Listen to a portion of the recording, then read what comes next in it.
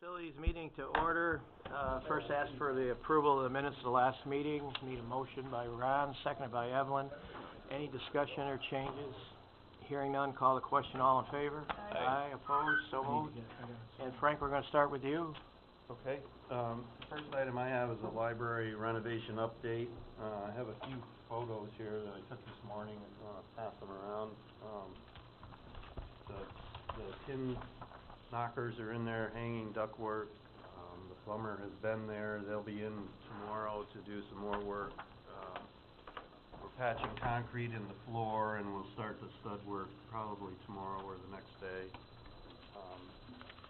So it's going well. We've had to work around the courts just a little bit for noise, but they've been very understanding, and we're trying to get all the noise done early in the morning, and then we can work in there throughout the day. Seems to be going well. The contractors are all on board, and Committee have any questions, or is anybody interested in seeing the progress or whatever? You could set up something with Frank, I'm sure at some time, if you'd like to see it. Yeah, we'd be welcome to take people downstairs after the meetings or whatever. Okay. All right, Frank? the next item is facility sign. Yeah. Where's the AV drive? That's right, there's a shortcut right on the... This one right here? I just want to give the committee an update. I reviewed some of the facility signage with the committee, and based on the comments, we did some revisions.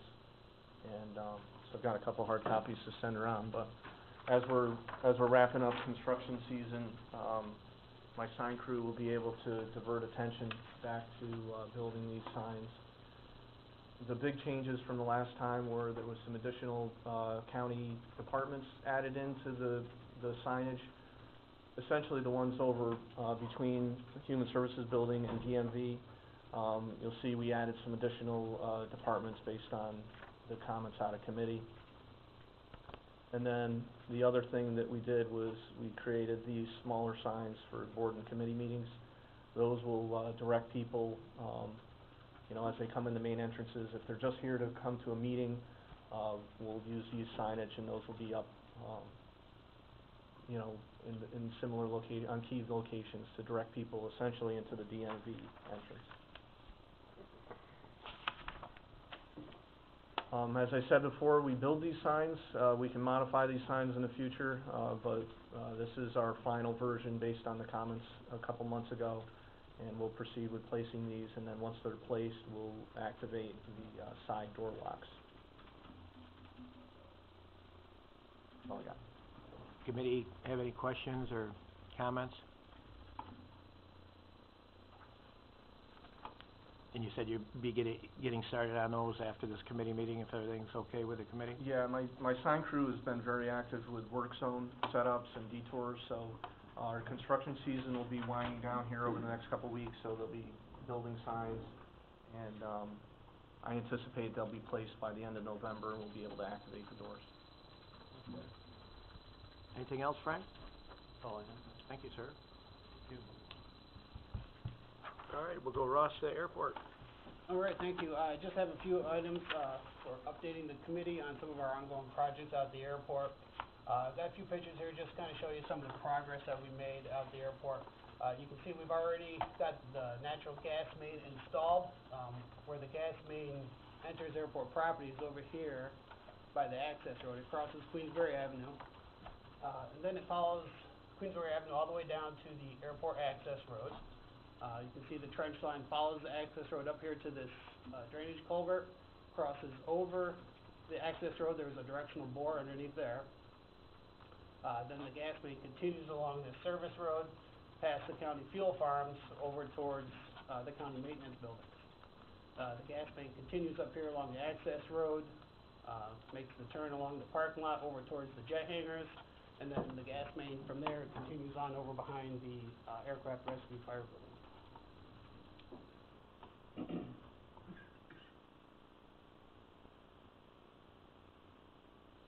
This here is a photograph of some of the, here's the rotate view. Hit view. There should be a rotate on there.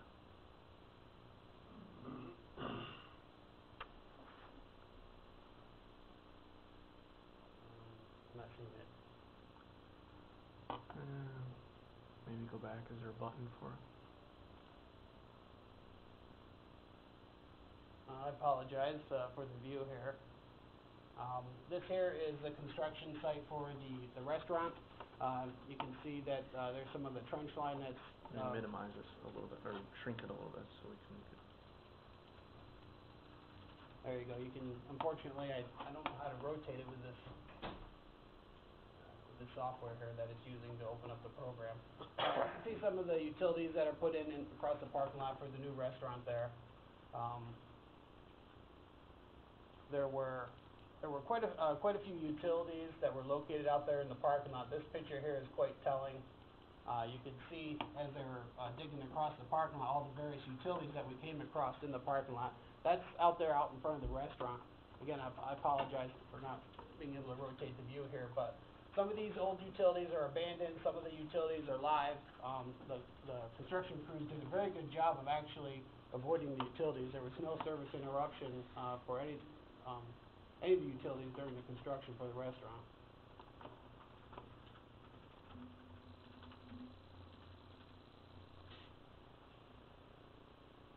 Here's another shot. This one here shows where they put in the grease trap here for the restaurant. You can see they got two sewer lines leaving the building. One is for the kitchen, one is for regular wastewater. We've got the grease trap, and it connects into the existing forced sewer main out there at the airport. Here's a view from the top of the terminal building. You can see where now they have the utilities all covered up. They're working on expanding the parking lot, as was discussed during the committee meeting. The fence line along here has been changed and moved out and now connects to the aircraft maintenance building. You can see that the fence now makes a jog. There will be a little bit of grass between the building and the new parking lot that will actually enable the snow removal operations to be much easier and cleaner, less chance of damaging the fence. There's a new sidewalk that was put in for the restaurant as well. It's actually a heated sidewalk, which is a nice touch. They're putting stone veneer all along the bottom of the building, and today they were out there putting the backer for the stucco. The exterior of the building will closely match the terminal building as well. Here's a picture of the parking lot after it got paved. The natural gas for the restaurant, the service lines for that, National Grid agreed to allow the contractor to put those in conduit. So the conduit is in the ground waiting for the gas lines to be installed. That's how they were able to move forward with the paving for the restaurant. Here you can see most of the stone veneer work has been done.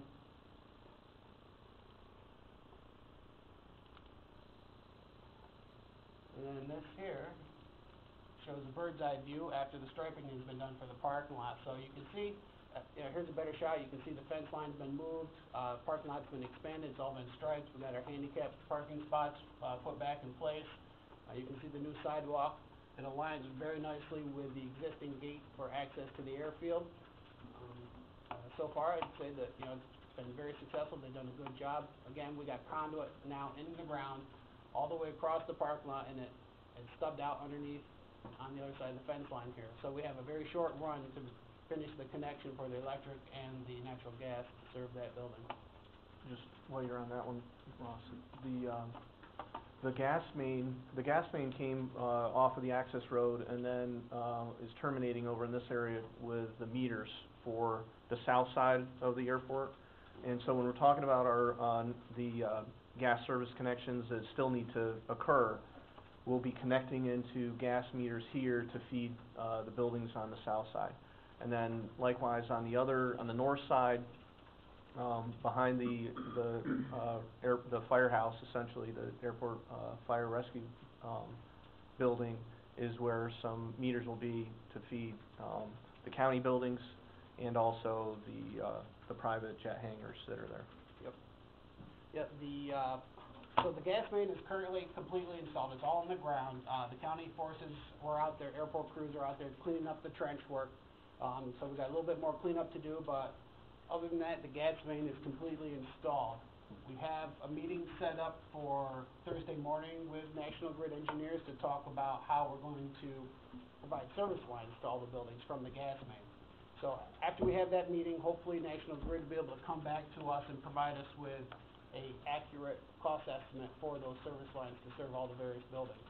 And just to remind the committee, you know, the county will be paying for our buildings only and for service lines, and then the individual privately owned buildings that have long-term leases on the airport, they'll be paying for their own service lines to serve their buildings.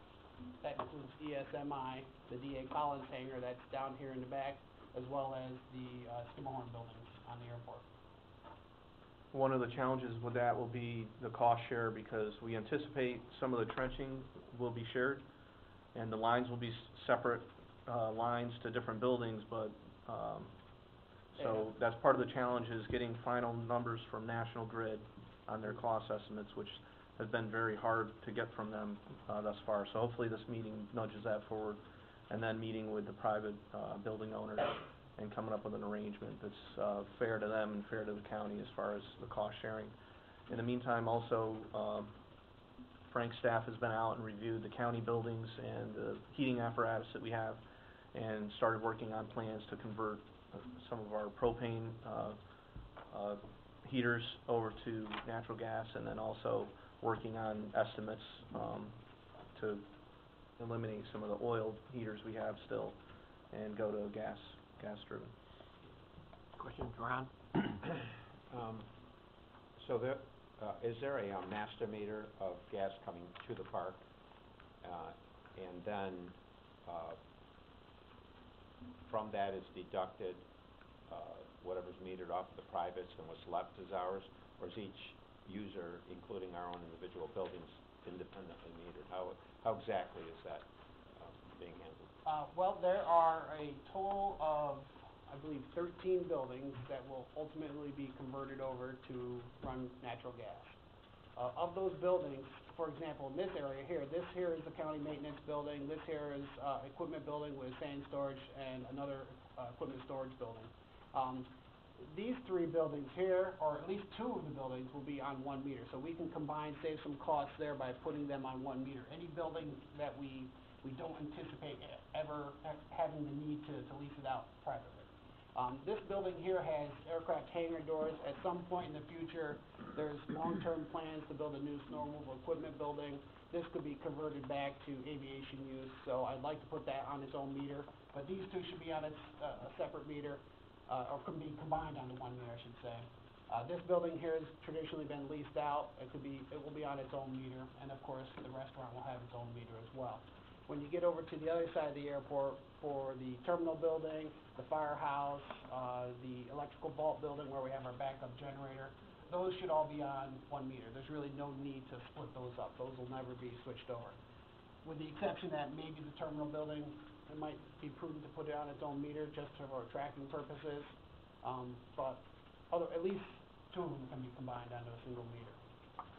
For the private hangars, that'll be up to their choice. I do believe that they all be individually metered, primarily because those buildings are all leased out to customers, and they will typically want the customer to pay their own utilities.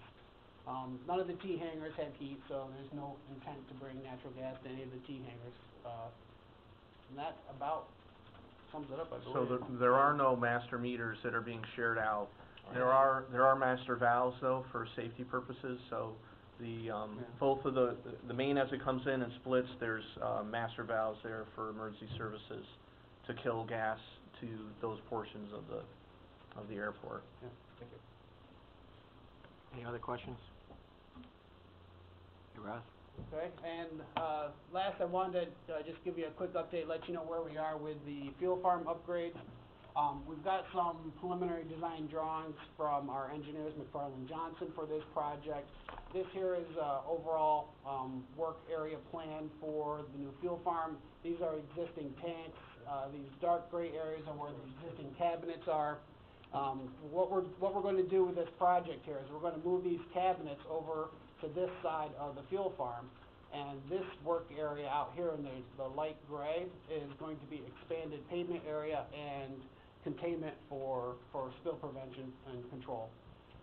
That will enable us to have proper spill prevention for vehicle parking, so when the vehicles are unattended, the fuel trucks, we have a 5,000 gallon Jet A truck on the airport, we have a 1,000 gallon avgas truck on the airport.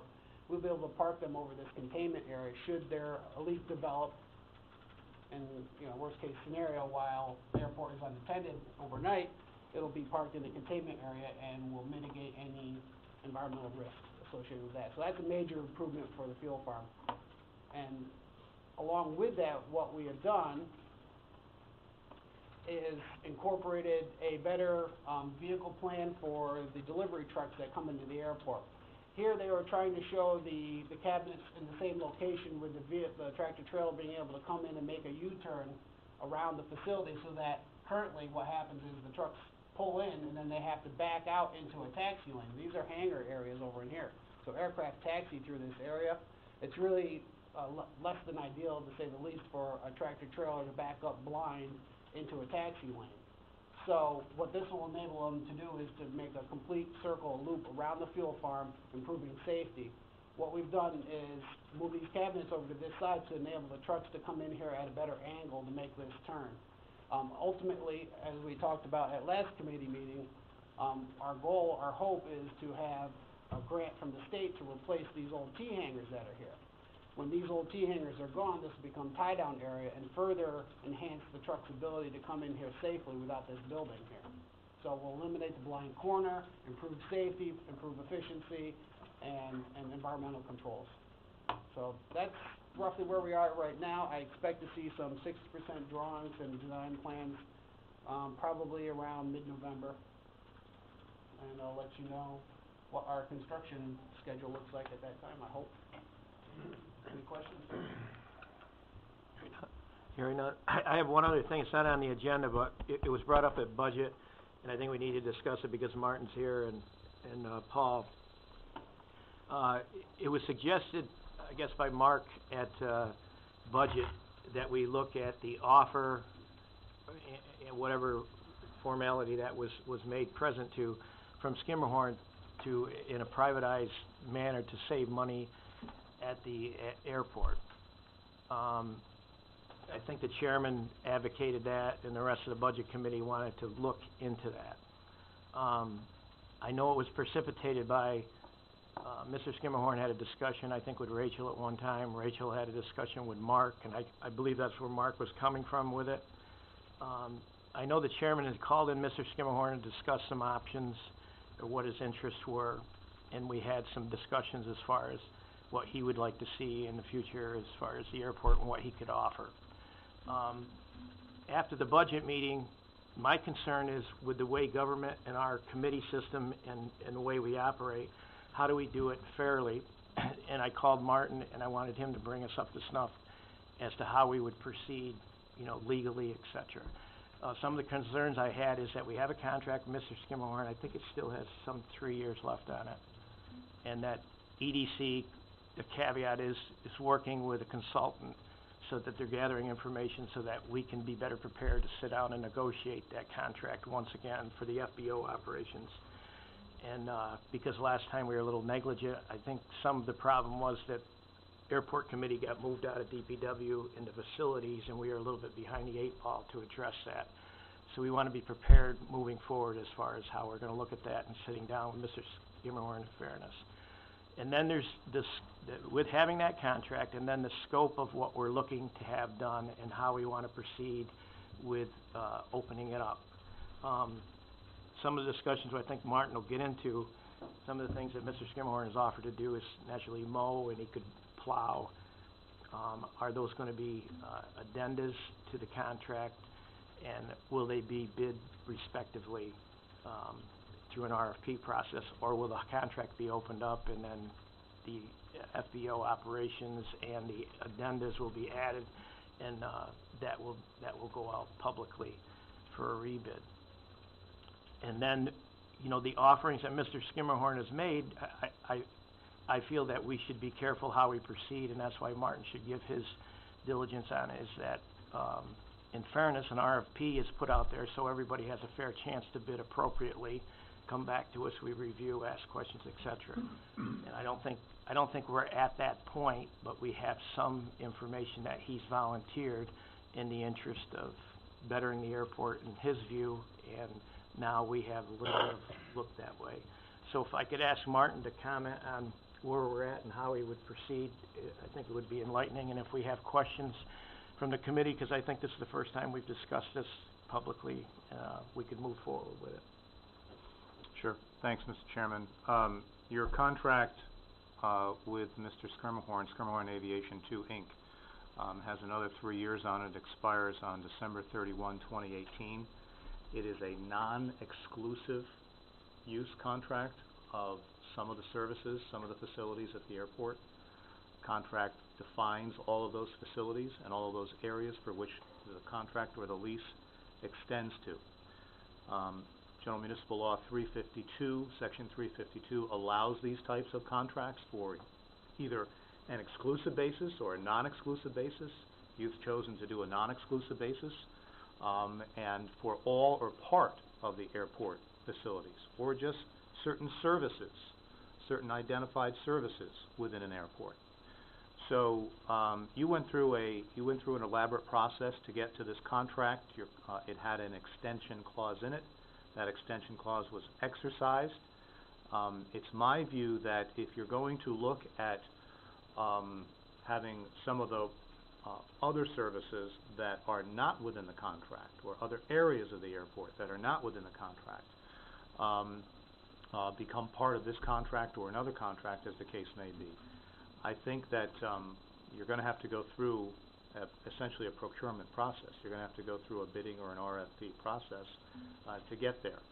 I don't think you can just say to Mr. Schermerhorn, or Mr. Schermerhorn can say to you, I'd like to do the following. Well, maybe he would like to do the following, but I think the county has to follow certain laws and procedures. And even though the contract is in place on a non-exclusive basis, for a good portion of the services and facilities that are there, what's remaining is not under that contract, and what's remaining is subject to, in my view, another public process under Section 352. So I don't necessarily, what Mr. Schermerhorn may be offering, or the cost that he may be offering, or the price to the county, whatever the case may be, that doesn't concern me as much. I'm more concerned about the process and following the process here. Should the county, as a matter of policy, decide that it wants to go out and seek bids or proposals on privatization of the remaining facilities, I think you follow the process, the same process that you did last time. Separate and apart from Mr. Schermerhorn's contract, you identify those services and say, we'd like to consider going private with these other services. I suppose, with Mr. Schermerhorn's consent, you could seek to open up the entire contract at this point in time for all of the services. But absent that consent, I think you are left with what is remaining that is within the county control right now. And it seems to me one of the things that you could do is you could seek privatization of those remaining items for the balance of the 3-year term with Mr. Schermerhorn, and make all of those services, the termination of those services, kind of coterminous with the current FBO agreement. So in sum, I think you have to go through a process. Certainly it can include Mr. Schermerhorn. I think a reading of the contract, a fair reading of the contract, is that we're required to include Mr. Schermerhorn in that process, or his company, as the case may be. But I think that you've got to go through what I would consider to be your ordinary RFP process for those services. Any questions, comments? Fred?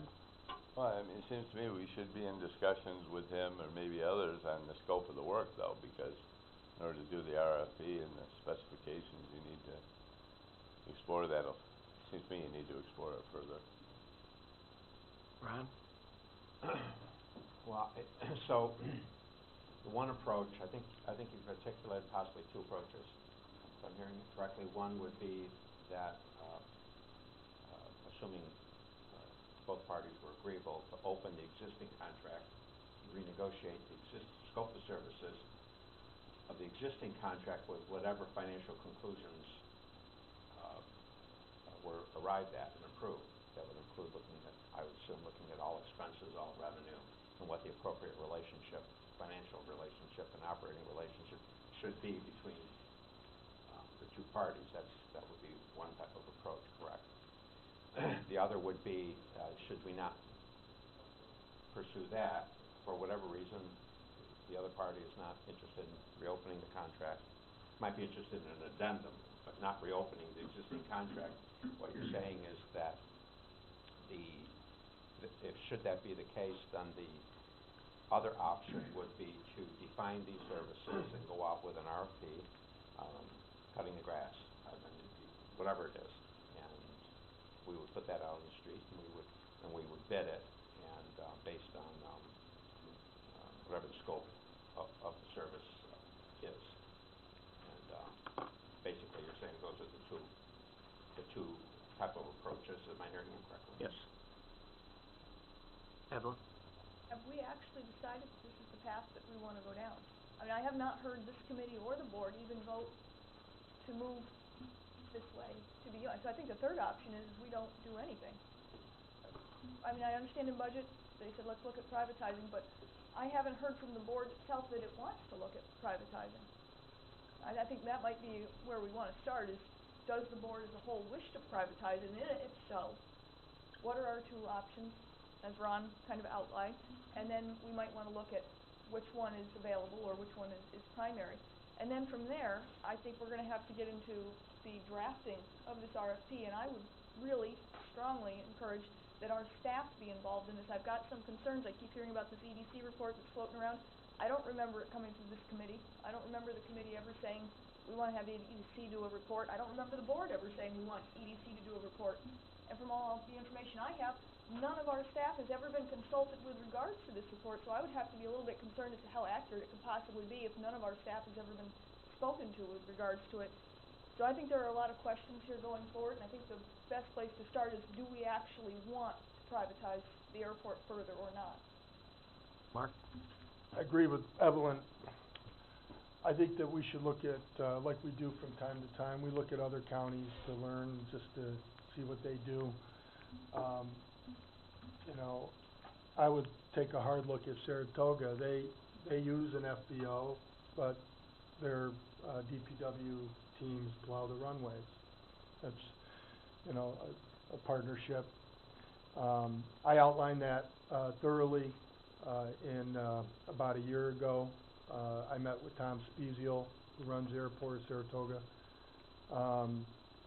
I spent 2-3 hours with him. I wanted to make sure I had it right, because we were speculating on what they do down there. And I've documented that. And he's available to meet if there's any questions about it. They spend less than $100,000 a year on their airport. I think there's some learning there that we could potentially apply to our airport. So I agree with Evelyn. I think we should look into this a little further. The other airport I'd look at is Genesee. Genesee runs an airport operation as a county, and they make $100,000 a year on it. I'd like to see what they're doing differently. In the last meeting, I think, Evelyn, you mentioned, you know, maybe there's a reverse prospect of just running it totally by the county. I think that should be explored too. I think that's the way Genesee does it. They're like in a gas station for airplanes. They fly in, fly out, they keep their prices low, and they make a lot of money selling gas. It's an interesting concept to make $100,000 on your airport. So I think they're worth taking a look at. And, I've been in touch with the airport, the DPW guy, Thomas Hens. He's more than willing to talk to us and share what he's learned on how he's making money. So, you know, I proposed it within the context of the budget meeting. We were trying to look for savings. I tossed it out there for consideration. I don't think we're going to be prepared to make a decision in time for this budget round, but I'm just glad that the committee's having discussion. And I support Supervisor Wood and her suggestion. We need to sit down and really determine what we want to do as a committee. And I suggest that you look at the different options, keeping it the way it is, taking a look at a model similar to Saratoga and a model similar to Genesee and maybe something else, and determine what this committee wants to do going forward. The main thing is, I wanna put more money in our roads, and we don't have it. So I'm hoping we can find some money here in the airport to do that. That's my incentive for this. Thanks, Mark. Rachel? I think, all this, it's great discussion. Rich did mention it to me, it was a brief 30-second conversation. I'm glad that it's all been followed up. I hadn't realized there was a formal meeting and there was some information that resulted from that gave us a good idea about what his plans were. So all that's good. But I do think that Evelyn hit the nail on the head the other day in the budget meeting when she said we had given up an opportunity to look at some of these increased revenues. And, moving forward and discussing that FBO agreement, maybe it's time to start slowly putting together some key players outside of just the board members, experts, that will include our staff and some experts in the community to talk about how to get the best, agreement going forward, when we're looking for that 3 years from now. But, I am a big supporter of having, someone from the county at the airport. I think Ross does an excellent job, but if it's going to be a Warren County property, to me, it's so important to have someone like Ross there, representing Warren County. So that's just my 2 cents, but I am glad we looked into it, and we certainly can tell Rich we've made every effort to, review his proposal. Mark? Yeah, I too was not familiar with the meeting with, Rich Skimmerhorn and, what was presented until last week, and Evelyn actually had a piece of paper that Rich had submitted. I've never seen that. So I think that is something that we do need to sit down and, as a committee and look at, as well as other options. I do think we need to look at the revenue share. I've proposed for 3-4 years that it's not in line, that we should be making more on the fuel sales. I understand why that deal was cut originally. Rich put $1 million into the airport. He wanted to get that investment back. It's been a few years. I think he's made it back. We did an analysis of his financials. He's paid that off from the fuel revenues, as far as we can tell. It's time to relook that. I think if, there's different ways to make money. There's ways you can save money, you can spend less, or you can make more money.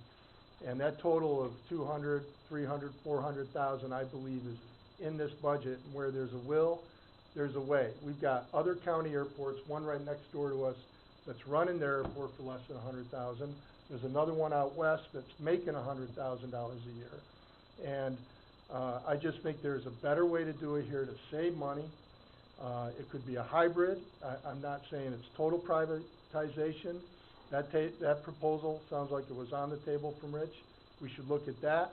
We should look at the way other counties have done it, and let's find 100, 200, 300, and whatever it is, we can run this airport more efficiently and effectively, in my opinion. And if we do, we can put that money towards our roads. My take on it is that it gets a little bit confusing to me, because the direction we're headed is to be able to sit down and negotiate a better FBO contract.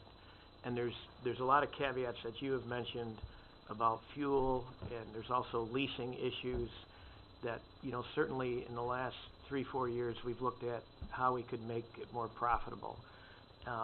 Expense-wise, we've been reducing the staff.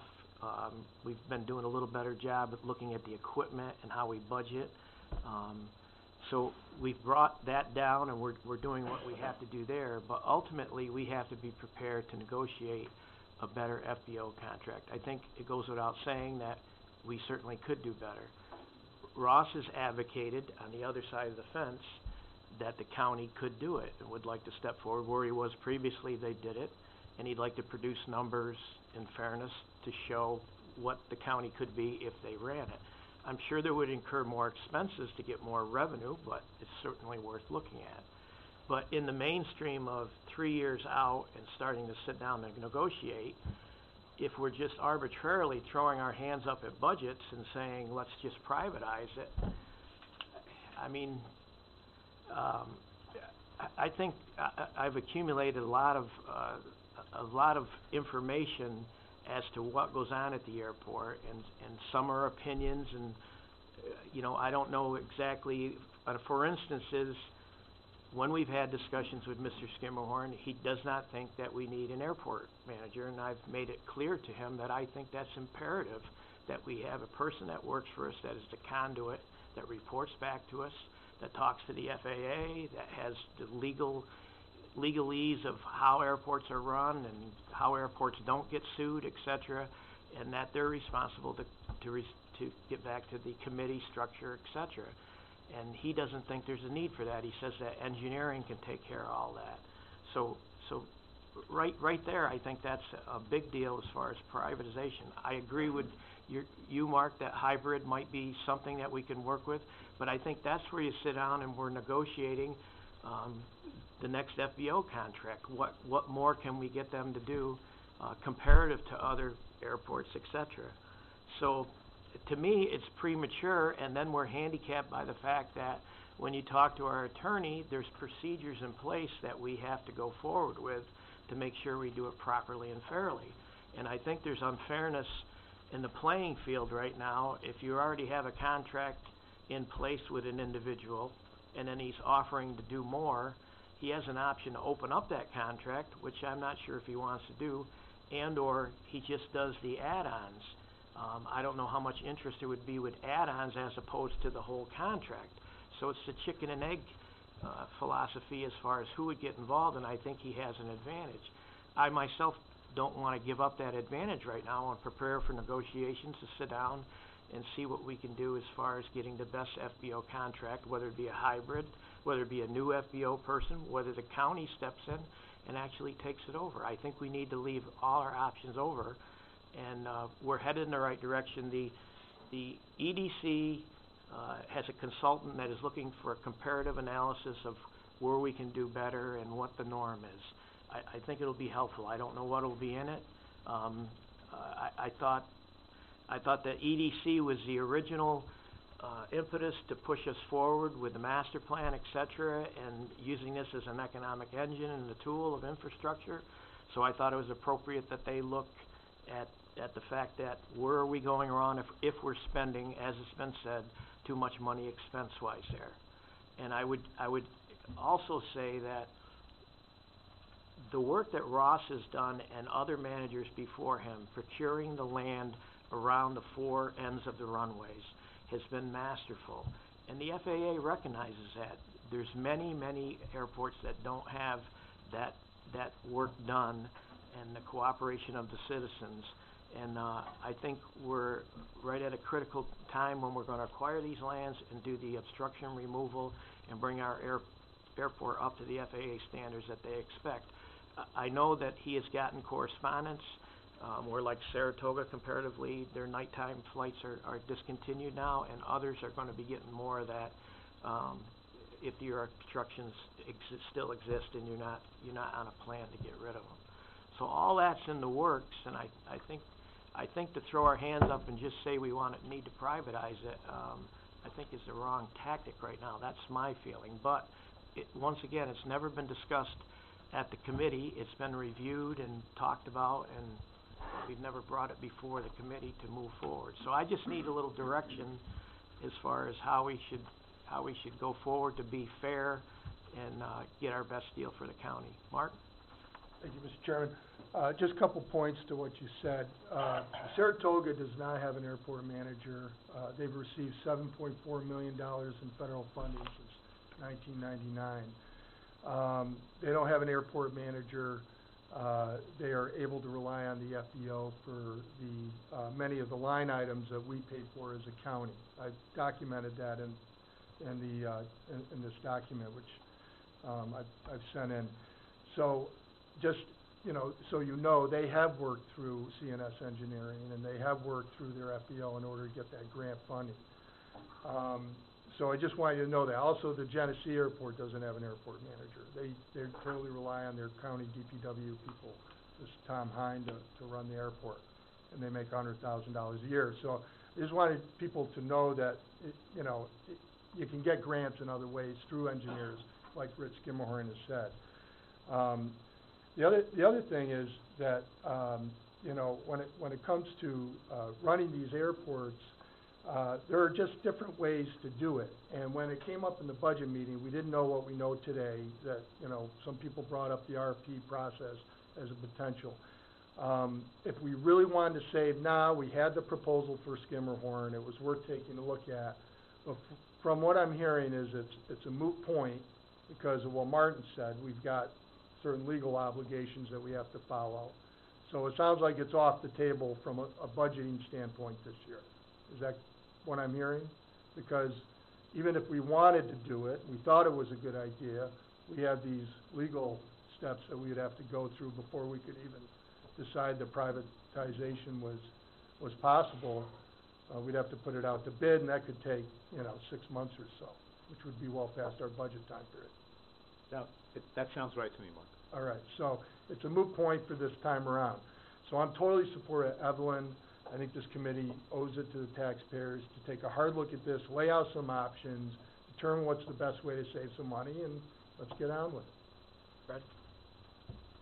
Well, I was thinking just along the same lines as what Mark said, that if there are other airports that seem to be doing substantially better than we are financially, that since it doesn't appear we can get anything done for this budget cycle, to take some time and study other airports, the two that Mark mentioned, maybe there's others, and see what they're doing and see what they're doing is applicable to our situation, and come up with a plan to move forward after we've made that decision. Okay. Anyone else? Bud? Just a question for Mark, so I get it to the correct head.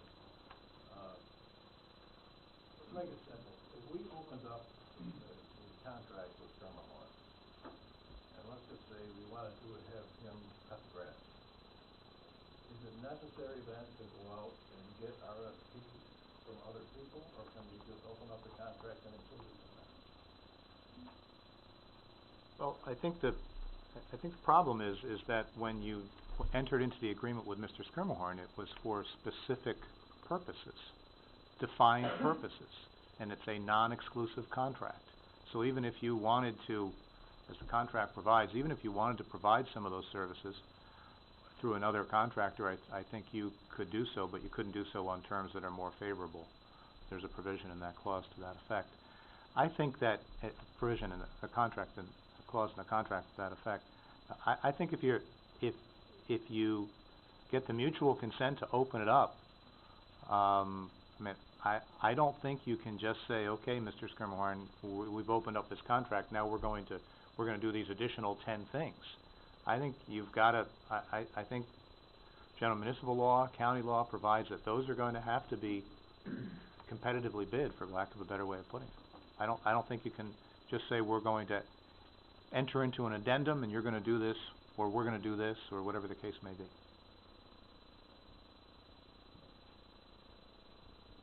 Ron? Yeah, I think Ross has been on the job long enough now where maybe at some point in the not-too-distant future, he could maybe commit to some kind of spreadsheet, your sense of the business model of the airport right now in terms of expenses and income. After all, there are only certain things that generate revenue, right? Regardless of who operates them. So many gallons of gas are being sold, so much is being paid for ground lease, so much is being paid for a building lease, either to us or to someone else.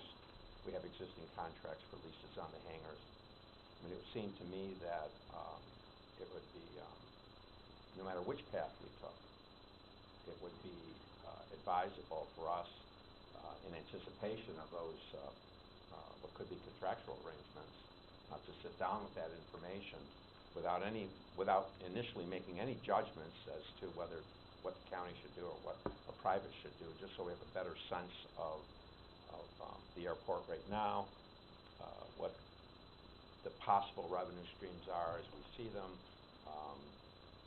I think it would put us all in a much better position if we had a cast on all that. We have buildings, a lot of buildings. Some buildings we're responsible for completely, some we're partially responsible for.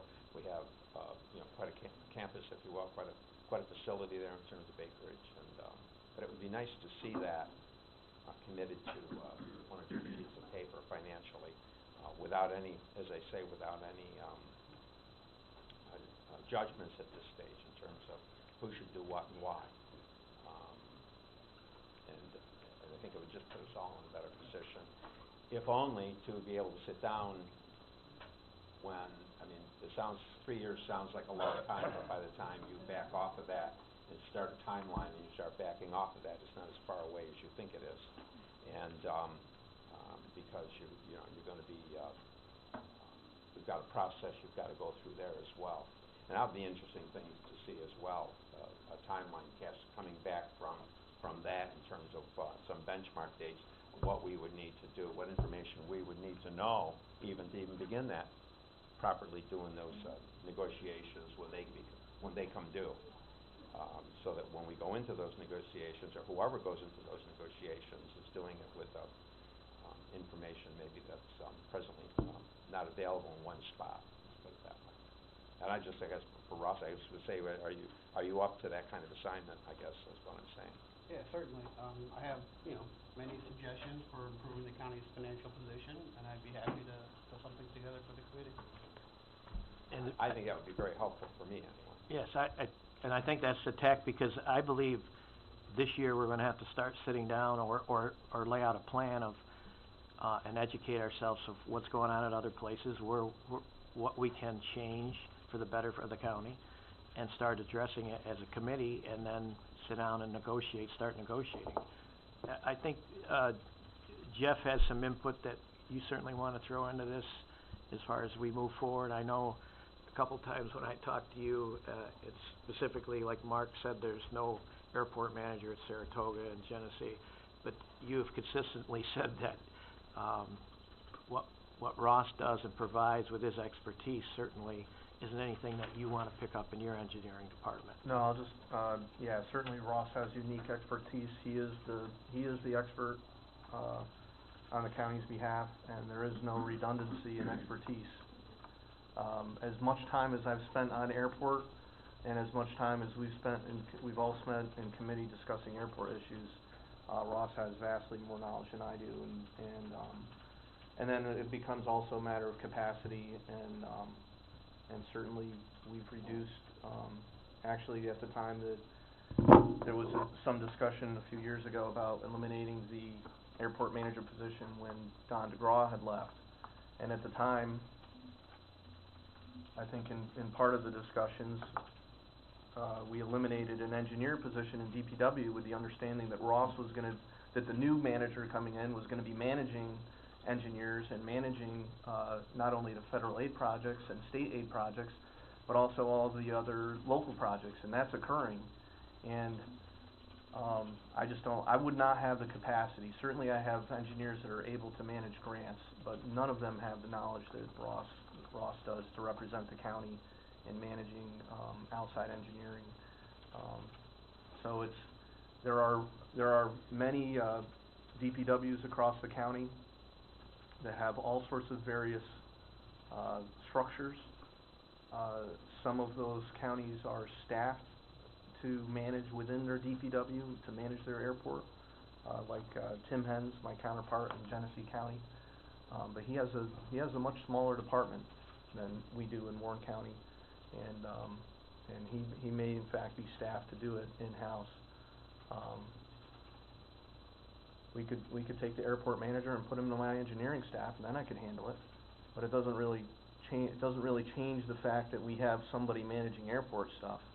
It just moves it in an accounting line, and that would drop our airport budget. Whether it's somebody in DPW admin, general A code managing the airport, or whether it's somebody right on site with the expertise managing the airport, it's a matter of, your budget preference. I think we're doing it the right way, and also with the Saratoga stuff, there's a lot of differences, and I read Supervisor Westcott's analysis of that. I don't dispute anything Tom Spezial had told him, but the basic conclusions are there are vast differences in the facility, there are vast differences in the existing contracts, there are vast differences in how their expenses are accounted for and carried under other budgets. Not to say that we can't adjust things and move that direction with new contracts. It's just there are vast differences, so they are not apples to apples comparisons. Mark? I'd like to just say that Saratoga is 3 times the size of Warren County. Tom Spezio is the deputy superintendent of DPW. He manages the airport. He works with the FBO and the MCNS Engineering to write the grants. They've received $7.4 million since 1999. We have paid, through mostly federal money, CNS Engineering $2 million over 10 years to give us expertise for our airport. They're more than capable to advise us on how to write a grant or to apply for monies. And other counties are doing it that way. So that's my point of view. Tom Spezio and I sat down. I put the screws to Tom. He's a good man. You can call him and email him yourself. I said, is there anything that you're not covering? He said, no, it's all right here. And how they budget is laid out in this document, and if you have any doubts about it, just give them a call, because I wanted to make sure that there was nothing missing in this analysis. And he gave me his word that there wasn't. They just do it a different way, and I agree with Jeff in that the operations and how they're run are very, very different. Their guys plow all the roads first. They're not a Part 139. They don't have to get out there and plow under FAA direction. They plow when they get the roads done. The guys whip in, they plow after the roads are done, and then they're off doing other things. And it's different, I agree. And it may not be what the pilots necessarily always want, but that's just the way they do it. And they put their roads as a first priority. And so, but I do take issue with the one statement that this analysis is not inclusive of everything. And if there's any doubt to that, then sit down with Tom and, you know, ask him, because he's confirmed that everything is in there. Okay. Paul, I'd like to have you chime in as far as what you're hearing, and as administrator, when this comes up, I'm a little bit perplexed as far as getting ready to negotiate the next FBO contract as opposed to privatization and where we're at with it. I'd like to find some direction as far as there's legal considerations that we've heard from Martin, and there's certainly good discussion here and things that we need and should do, but what's the appropriate format to moving forward? What I would recommend to the committee, Mr. Chairman, is what we've done in the past. This one would be a more elaborate project, certainly, than we've undertaken with Countryside, with Westmount. But my team, myself, Joanne, Rob Lynch, and we use departments as we need, have put together reports in the past, and it sounds to me like what would be helpful here is to put together a comprehensive report that looks at all these things, that looks at Saratoga, that looks at Genesee, that looks at the running of the airport by Ross, that looks at the Skimmerhorn deal. In other words, put it together in an array of options so that, and what I would do, quite frankly, is go back to the tape of this committee, listen to everything that was said to make sure we covered everything that everybody has brought up today, and put together a report that would cover each one of these things, so then the committee and ultimately the board would have this information in front of them, so you could start to decide what direction do you think, based on all this information, is the direction you want to go in.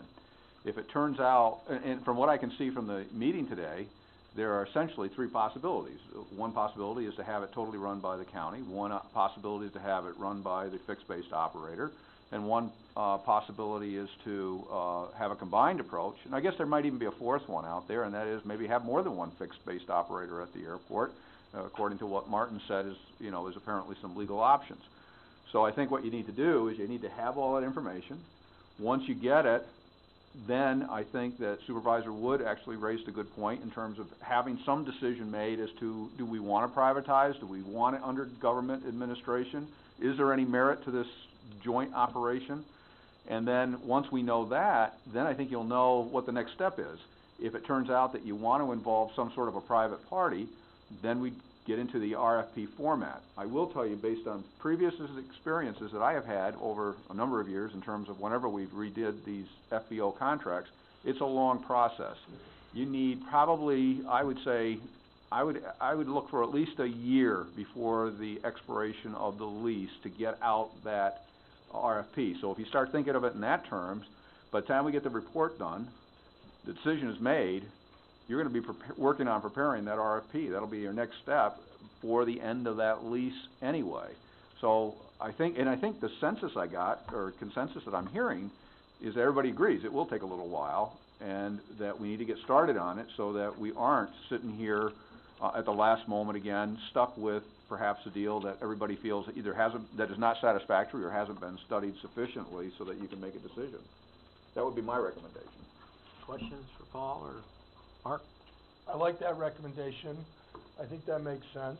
I would ask that there be some outside input to this process, maybe, someone like John Hutchinson or somebody like that from the airport that brings both a pilot and a business person's perspective.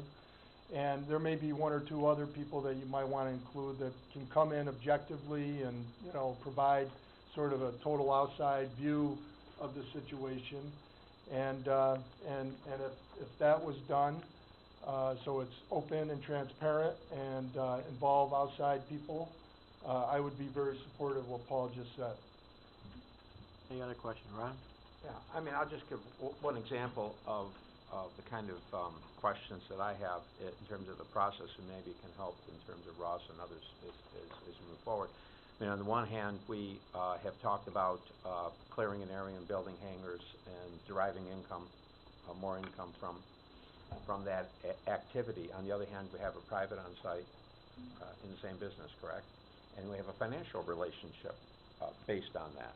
And so I'm not saying those things are exclusive of one another. It's just that I have a question of how does that come together in terms of a coherent business plan? On the one hand, somebody else is prepared to make the capital investment, somebody else is prepared to operate the situation, and then we take a piece of it. Well, how big should that piece be based on maybe other airports, based on our existing market, and how does all that come together? Should we be pursuing this as a revenue center for the county? Or is the path that we've been presently on the preferred path, or maybe both? Maybe we do both, I don't know. But I think that when you start modeling this, and you start looking at this, and you start getting, I think informed advice, you begin to, it begins to clear, the vision of this begins to clear a little bit for all of us. And then let's not forget too, that you have other interests in doing the airport as well as promoting the private sector and promoting business activity and promoting jobs and so on and so forth. So there's those kinds of things come into play as well. But those are the kind of questions I have in terms of how we're going to advance from here. The kind of questions that I think really need to be, looked at in the financial world, and then we can make better decisions. John? And to build on what Ron was saying, as we move forward and we look at an improved airport that better accommodates the business jet industry, and at the same time, we're looking at developing the airport as a business park, so we'll need to throw all this into the mix, because the airport could be a significant infrastructure item for future economic development. So if we privatize or keep it public, we've got to keep that whole thing into the mix. Jeff? I just want to address Supervisor Westcott's comments, because I think he misunderstood my comments regarding expenses at the airport, and specifically the Saratoga Code that Tom Spezial detailed. The analysis that I read that Tom had done, there were a number of items where he included those expenses and detailed those expenses, but then also stated which code they were carried under, and they weren't under the same airport code. And I don't have it in front of me, but I remember, there was some retiree hospitalization codes, there was equipment costs for the DPW equipment that was used. We charge, I think it's $100,000 a year that gets charged against the airport just for equipment usage and fuel and insurance and everything else. So if they're using DPW equipment on the airport, they're carrying those equipment costs under their DPW budget. I'm not saying that that's improper, and certainly in that analysis, that was stated. It's just different accounting methodology. In our airport budget, we account for probably $40,000 or $50,000 in retiree hospitalization. A few years ago, the county kept that all under one lump sum code, and since then, we've divided it out. So you look at a $100,000 Saratoga budget, well, we've hit half of that just with our retiree hospitalization on how we account for it. I'm not saying that their hospitalization, maybe they don't have any retirees, and maybe that's part of it, but maybe they don't account for any of the time their DPW people are there, and that percentage of retiree hospitalization. But there are just a lot of differences, and Tom's analysis, Tom from Saratoga County, did detail, I think, I didn't, at first glance, didn't see any expenses that weren't accounted for, but he did, in his analysis, state where those codes were carried, and that's where some of the differences are, and when you account for Warren County versus Saratoga County. Any other supervisors, have any input? Carry on. John? I just wanted to second what Jeff was saying. I had talked to a county supervisor, or a Saratoga County supervisor, and he said, yes, the evaluation that he's seen is not fair and not accurate. Okay. And, Mark, I think I'm gonna give you the last word on this, and... Well, and it's I think right here. I think we've had a good discussion, and... I mean, I don't Go know ahead, you have what the John's floor. referencing, but I can tell you was one line item that Mr. Spezio talked about. He admitted the retiree hospitalization and dental insurance covers that under fringe benefits account. That was the only one. So there is that part of it, and I called that out. All the rest of it's right here. Okay. We would need a resolution, to authorize Paul and his committee to take a look at what he had addressed. Is the committee interested in going forward with that? We would need a motion, Fred? I'll move it. Is it on floor? Second by Evelyn. Any other discussion? Ron? Just, I assume that, Ross will be part of that. He'll be Absolutely. ready. Okay. Absolutely. Okay. Any other discussion? Hearing none, call the question. All in favor? Aye. Opposed? So moved. Any other business to come before the committee? Hearing none, a motion to adjourn. Ron, second by John. All in favor? Aye. That was a nice work. Yeah.